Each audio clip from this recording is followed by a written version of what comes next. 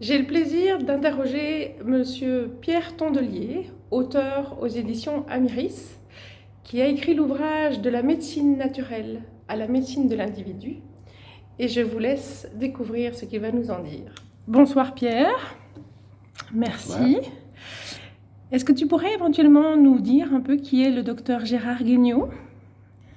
Oui, volontiers. Donc, le docteur Gérard Guignot a été un de mes maîtres, notamment dans ma formation en homéopathie, en acupuncture. C'était un orateur célèbre un petit peu pour sa verve et sa bonne humeur et sa communication un petit peu pédagogique, puisque j'ai appris par lui, puis j'ai enseigné ensuite avec lui.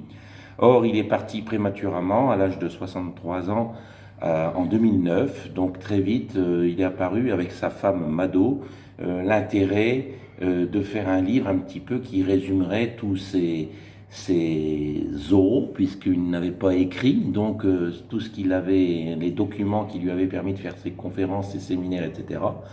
D'en faire un livre un petit peu qui rassemblerait un petit peu toutes les données originales qu'il nous avait proposées.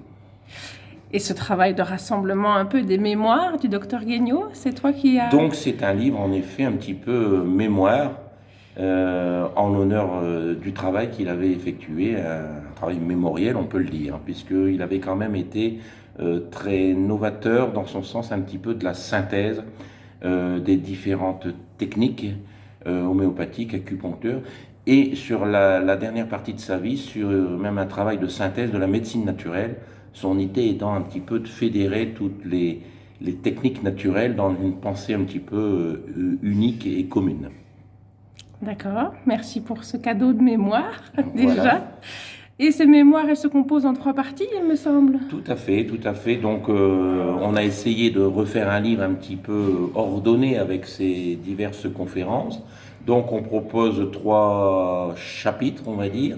Une première partie qui va traiter de la théorie de la médecine naturelle, notamment de la fameuse théorie des toxines, qui pour lui était vraiment ce qui devait cimenter un petit peu toutes les médecines naturelles. Donc les principes de médecine naturelle en premier, une deuxième partie plus axée sur les traitements naturels que l'on peut proposer découlant de ces principes de médecine naturelle, et puis une troisième partie un peu plus spécifique sur l'homéopathie, avec sa vision originale qu'est l'homéopathie, de déterminer les maladies chroniques, ce qu'on appelle les diathèses homéopathiques, qui vont nous servir un petit peu de plan d'attaque, un petit peu qui vont guider notre plan d'attaque face à l'état du malade. Puis aussi une vision un petit peu moderne des tempéraments qui permet aussi de choisir au mieux le traitement ou les techniques adaptées à chaque individu.